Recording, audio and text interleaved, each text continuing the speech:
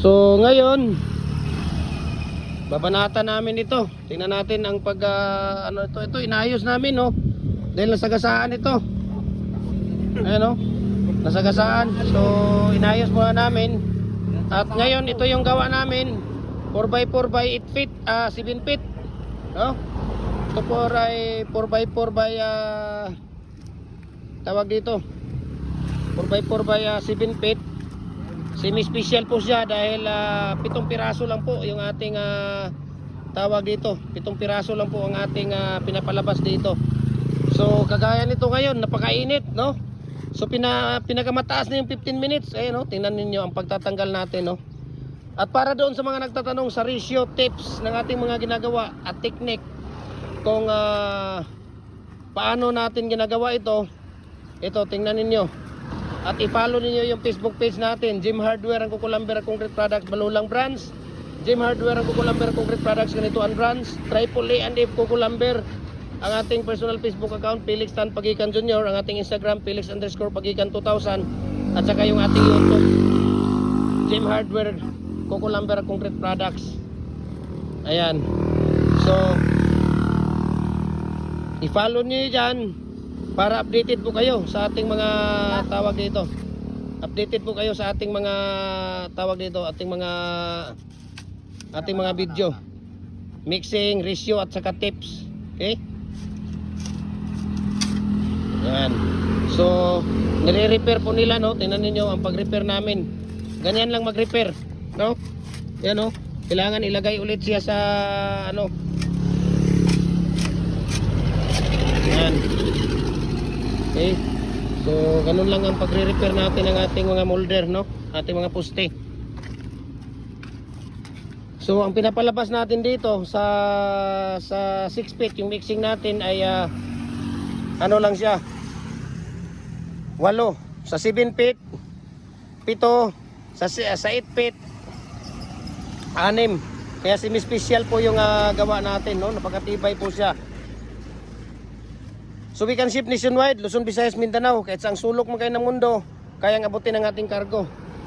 Okay? So i-message nyo ako, share ko sa inyo ang price list sa shipping details dito.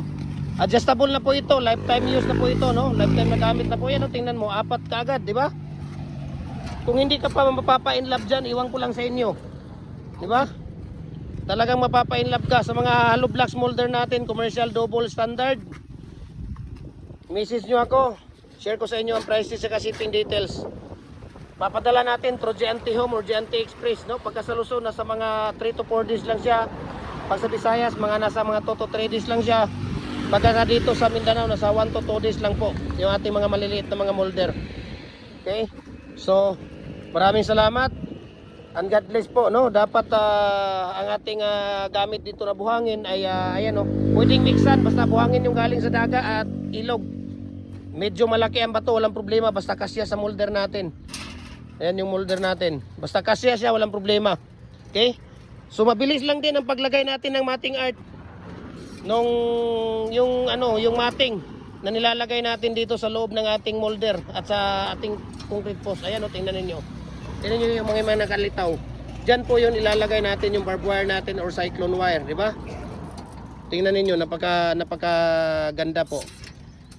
So ang ratio natin dito ay 6 na sako na buhangin. Kahit anong klaseng buhangin po, basta't galing ilog. Screen sun, mix bayot. Wag lang yung pino. Pagka pino, kailangan lagyan nyo ng bato-bato.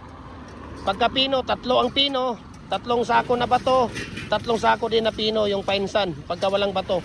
Pero pag buhangin na galing ng ilog, na may bato, mix bayot, screen sun, 6 na sako na buhangin, 1 sako na simento, 3 or 4 na timba na tubig. Tapos mayroon kayong gagawa kayo ng parang ganito, parang balon. Okay? Para dyan yung ilalagay yung tubig, buhangin, simento. Rest assured na mahahalo siya ng gusto. Yung bucket natin ganito. Ba? Ito yung bucket natin, yung 20 liters. Pagka wala kayong wheelbarrow, ito wheelbarrow or karatilya. Ayan. 3 karatilya na ganyan ang mixing natin, no? Pagka wala kayong wheelbarrow, sako ng simento, 6 na bag na buhangin. Lifetime use na po ito dahil 4mm po yung thickness na ginagamit natin dito. Ayan, no? Napakakapal po. Yung bakal na ginagamit natin. Kaya napakatibay po siya. Ang gamit naman natin na kabilya dito, 8mm na kabilya. Ang pangtali natin, number 16 na tie wire. Okay, so maraming salamat at sana nagustuhan niyo yung video natin. Mabuhay and God bless po sa ating lahat.